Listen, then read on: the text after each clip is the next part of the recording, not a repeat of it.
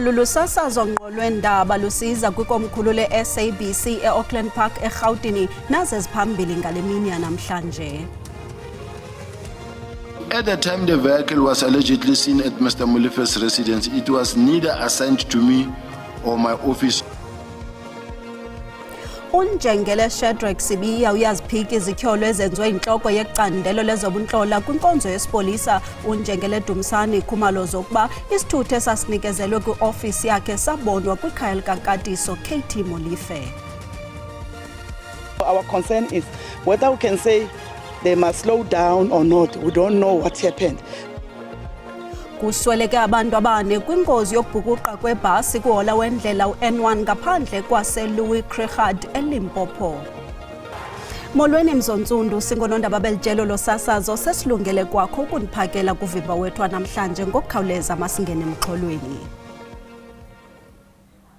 Owayesakuba ngumphathiswa wesebe lamashishini karhulumente uGqirha Malusi Gigaba uvele enkundleni ephakamileyo yaseGauteng kunye nabatyholwa nabo abebeziziphatha mandla kwinkampani yakwaTransnet uBrian Molife, uSiyabonga Gama, uThamsanqa Jiyane kunye noAnoj Singh. Sikhwebe intatheli yethu ezopolitiko uSamkelo Maseko ukusinabisela ngokwenzekileyo enkundleni ngalentsasa. Samkelo, masizibulisele sibulele nangexesha lakho. Khasele usinabisela ukuba ngawaphi lamatyala abekwe uGqirha Gigaba. uGqirha Gigaba uthwese amacala enkohlakala kanye nokukhwabanisa nokwehlisa imali uhulumeni ngomlenze ngokuthi wathola izipho kule nkampani eyekade ithole itender lokuletha izitimela ololiwe eNingizimu Afrika ukuze bazokwazi ukuhambisa impahla emachwebeni aseNingizimu Afrika ukuze iwe ephesheya kwezilwandle. Lokho kusolakala ukuthi wayephakathi kuleyo nkohlakalo. Ingakho ke iIDEC imthwese lamacala ukuthi wathola imali ngokungemthetho kuyona le nkampani. Siyazi ke namhlanje ukuthi icala lihlehleselwe umhla ka-8 kuMeyi kulonyaka ukuze kuzoqala i-pre-trial yayo leli cala ukuthi lizoqulwa enkantolo ephakeme yaseNingizimu Afrika enkabeni yaseGoli. Njengokuba ukhona enkundleni, ngaba mhlawumbe izinto xa ubujongile kokubona kwakho zihambe njani? Okanamhlanje kube nenkinga ezinkulu kakhulukazi kunemqulu akumele ayithole kumbuso okuwona umshushisayo kuleli cala abungaka lemqulu ibingakafiki ngakuyena kakhulukazi kuzokuxhumana kwezobuchwepheshe okwama-email phakathi kwawo umnyango wakaseTransnet, inkampani kahulumeni yeTransnet kanye futhi lamabhizinisi athole leli tender. Kuphinde kube khona futhi ukuthi umbuso unqabile ukumkhokhela izindleko zakhe zabameli kuleli cala njengoba ayekade umbuso ukhokhelelwa ayekade umongameli uJacob Zuma akumele naye ayibuyisele le mali kuhulumeni ayekade esetshenzisiwe ukumkhokhela amacala akhe enkohlakalo nokuqhophololo nokwehlisa imali kahulumeni ngomlenze. Umbuso ke uthe cha angeke umkhokhele uGqirha uMalusi Gigaba, kodwa yena ke uthe ngenzeke asibuyekeze lesisinqumo esithathwe uyona ke i-State Attorney General. Singalindela ntoni ukubheka phambili kwelityala likaGqirha Gigaba? Singalindela ukuthi lona leli qala sengathi selilela ngasemvuthwandaba ukuthi liqale manje ngawo i-8 zakaMeyi kuzobe silapho sekubekwa khona izinsuku lapho elizoqulwa khona elizothethwa khona leli cala ekuzotshengisa khona uMalusi Gigaba ukuthi azame ukutshengisa ubumsulwa bakhe nombuso utshengise ukuthi hayi icala kumele limgwebe ngokuthi ngempela imali yehle ngomlenze yombuso kuyena ekade iye kule nkampani ethole leli tender ngokungemthetho. Siyazi ke ukuthi iIDEC ithe isilungele lona leli cala izolisa emaphethelweni futhi iyathemba ukuthi izonqoba hayi ngoMalusi Gigaba kuphela nabanye oBrian Molefe somgcini mafa wayo MK Party uSiyabonga Gama uAnoj Singh kanye noJiyane abathwese lona leli cala lenkohlakalo nokukhwabanisa kanye nokwehlisa imali yombuso ngomlenze. Enkosi kakhulu Samkelo, sibulele ngexesha lakho. Sibulele kakhulu msakazi. Usekela mkomishnala wamapolisa kwezolwaphulo mthetho onqunyanyisiweyo uNjengele Shadrack Sibiya uyaziphika izityholo ezenziwe intloko yecandelo lezobuntlola kwinkonzo yesipolisa. uNjengele Dumsani Khumalo zokuba isithuthi esasinikezelwe kwiofisi yakhe sabonwa kwikhaya losomashishini otyholwa ngokuba ngumkhambathi yolwaphulo mthetho uKatiso KT Molife. uNjengele Sibiya uxelele ikomishoni kaMadlanga ukuba esi sithuthi ngalomhla kutyholwa ukuba sabonwa kwaMolife sasingekabikho phantsi kwakhe. Eqhubeka nobungqina bakhe namhlanje unjengele Shadrack Sibiya uzikhabe ngawo omane izithyolo ezenziwe yintloko yecandelo lezobuntlola kwinkonzo yesipolisa unjengele Dumisani Khumalo zokuba isithuthi sohlobo lwe-BMW emhlophe ayinikezelwe kwiofisi yakhe yabonwa kwikhaya losomashishini otyholwa ngokuba ngomnye wongqondongqondo bolwaphulomthetho obuquka ukubulala ukatiso KT Molefe. Unjengele Sibiya uthi ezi zithyolo azinasihlahla nanjengoko exelele le komishoni kaMadlanga ukuba esi sithuthi sasingekabi phantsi kolawulo lwakhe. Uthi esi sithuthi sanikezelwa kwiofisi yakhe ngomhla wesine ngo-August ka-2025 kwaye ngokobungqina bukanjengele Khumalo esi sithuthi sabonwa kwaMolefe ngoNovemba ka-2024. I submit that testimony is factually unsustainable.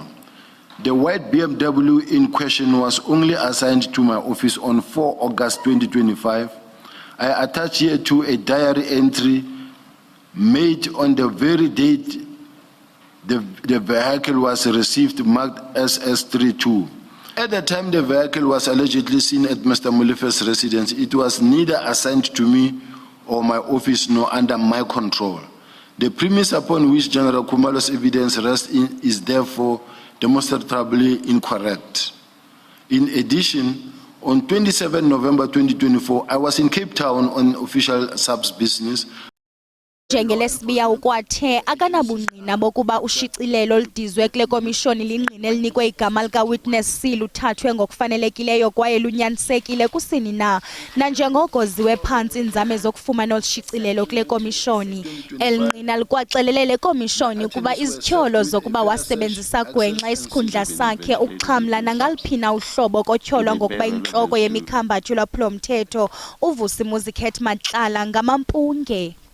I categorically deny that I have ever received, solicited or accepted any form of gratification, inducement, benefit or kickback from Matala for any other person. Le komishoni saqhuba kwindaba ze-SABC ndingnobaThembu Zantsi. Kusoleke abantu abane kwingozi yokubhukuqa kwebhasi kwihola wendlela u-N1 ngaphandle kwaseLouis Trichardt eLimpopo. Umphathiswa wezothutho eLimpopo uViolet Mathe ungqinile ngokwehla kwale ngozi kusasa namhlanje. Le ngozi yenzeke ngonyezi sentshe imini namhlanje ngethuba ibhasi ebisiya eMusina ikhala lomgwaqo ibhukuqa. Umphathiswa Mathe uvakalise inkxalabo linani lonyuka lengozi kule ndlela inye. Likhe lavalwa icala lomgwaqo elichaphazelekileyo ngelithuba kuqhutywa unobangela wale ngozi. We are losing people at the same spot. Like we said last year to the minister to say we must do something here at this corner because we can't allow the same thing to happen every now and every day because people loses their life while on the way at the same spot. So our concern is whether we can say they must slow down or not. We don't know what happened because once the driver loses control, it means the person was speeding or or there was mechanical fault with the bus. We don't know. Ayikaziwe imeko yabaleqiswe ubuphuthu esibhedlele uphando lusaqhuba.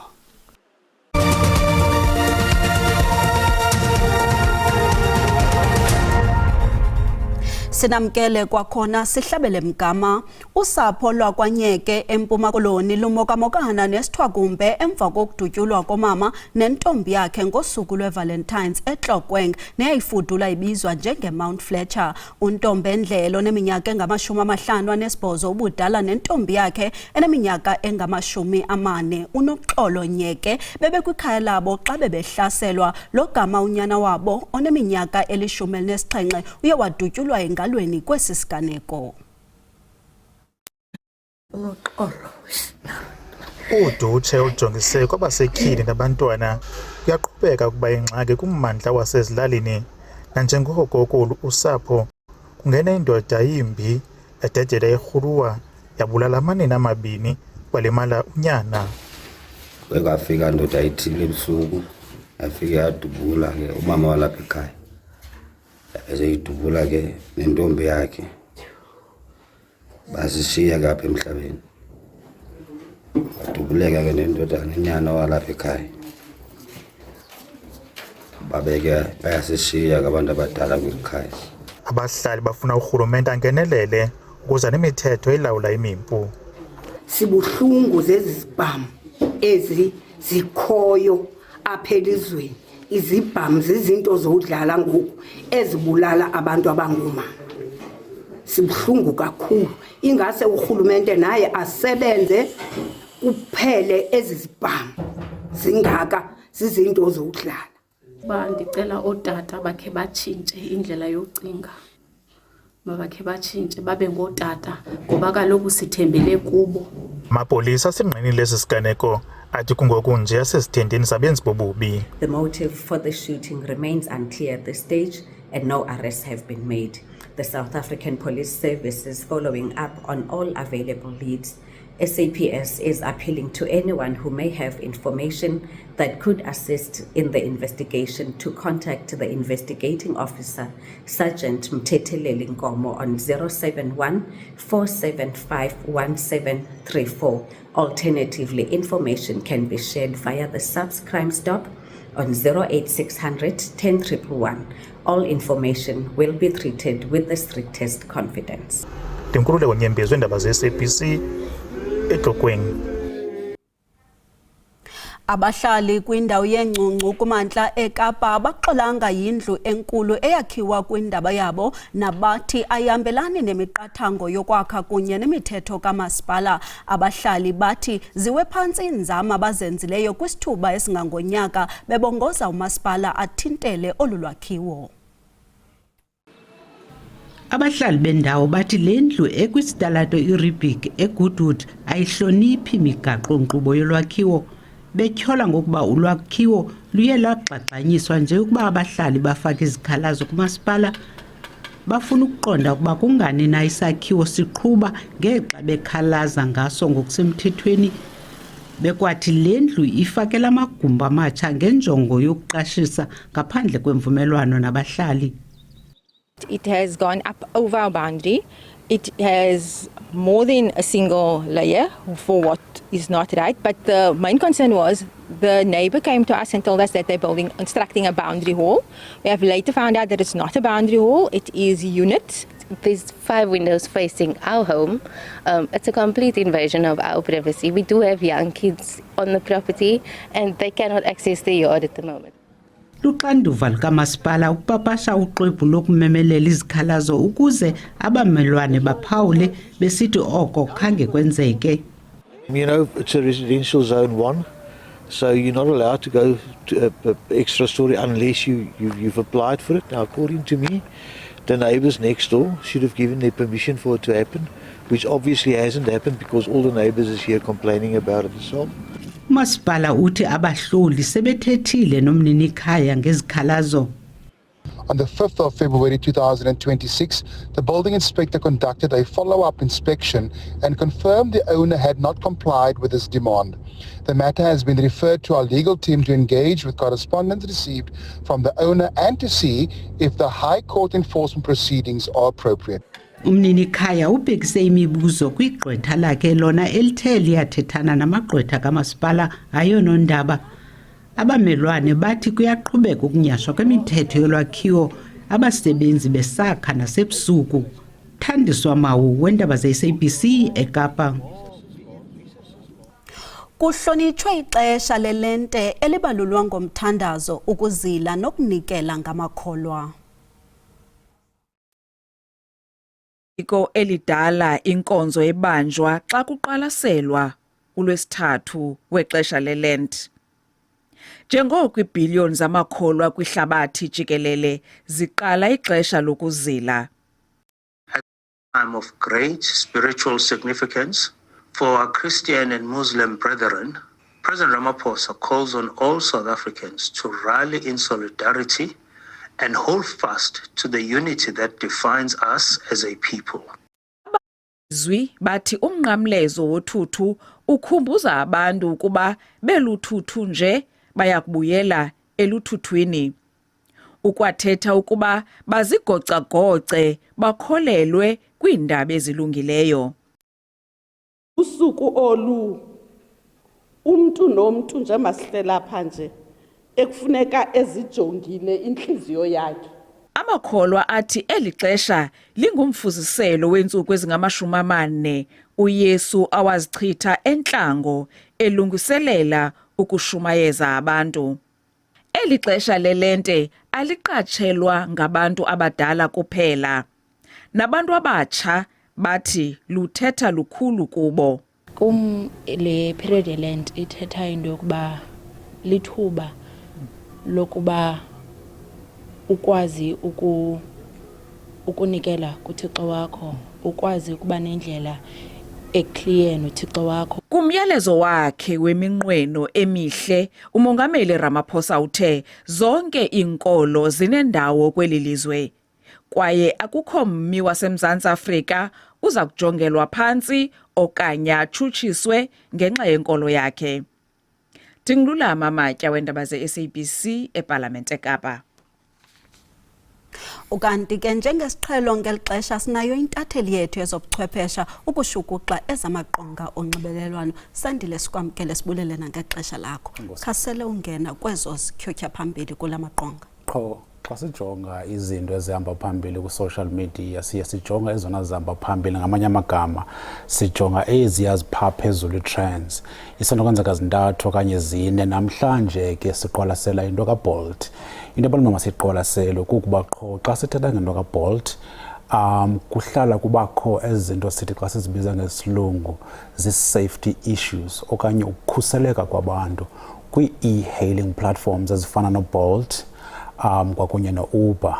Into eyenzekayo ke neyenze umnqa kakhulu nangona ibingaqali nje ukwenzeka kukuba uBolt ukhuphe istatement esisixelelayo okokubana into eyenzekayo kukho lento yenziwa ngodrayiva ngoku ithanda ukuqatsela yokutshintshwa kweprofile. Yiyo lento ke kuzawuthi ke udrayiva xa ethe wabandakanyeka kwisehlo esinjena kube nzima ukuthi uBolt ke abe naso okanye akwazi ukukhupha lento kuthiwa sisinxaphezelo. Abantu ke bazawunyanzeleka ukuthi enye into efuneka bayiqaphele kukuba uyakwazi urequesta uBolt akunike okanye iUber akunikeze i-registration number nekhala okanye umbala wemoto othile, kodwa uthi xa usiye emotweni ufike ingeyiyo la moto okanye laa mntu uyiqhubayo. Zizinto efuneka siziqaphele ke singabantu abasebenzisa iBolt okanye i-e-hailing. Okwesibini ke abantu abathethe ngayo kuba yile nto kaJesse Jackson. Sawukhumbula ke ukuthi ungomnye wabantu ke bathi bathatha inxaxheba kwinto yase-South Africa yolwa kwe-apartheid. Okugqibela kuzawukhumbula ukuthi i-budget speech siyijongile next week. Abantu bathetha ngaloo nto ukuthi ke yazi uba uminister uza kwenza njani na when it comes to i-taxes. Kophu umfanekiso obukele kakhulu kula maqonga. Into ehamba phambili ke ikwayile nto yeBolt. Abantu babelana ke ngale mifanekiso kaBolt, kodwa yile nto ke sizawugxininisisa entweni ethi ukhuseleko lwabantu luxanduva lwezi e-hailing. Kodwa into ehamba phambili kukuba wena mntu usebenzisa iplatform ye-e-hailing kuzawunyanzeleka ukuthi ibe nguwe oziqaphelayo kulaa nto benditsho ke ndithi ke xa urequeste imoto ikunikeze i-registration ethile kwiplatform le yakho kufuneka ihambelane okanye ingqamane nale moto uhambayo uyokuyikhwela.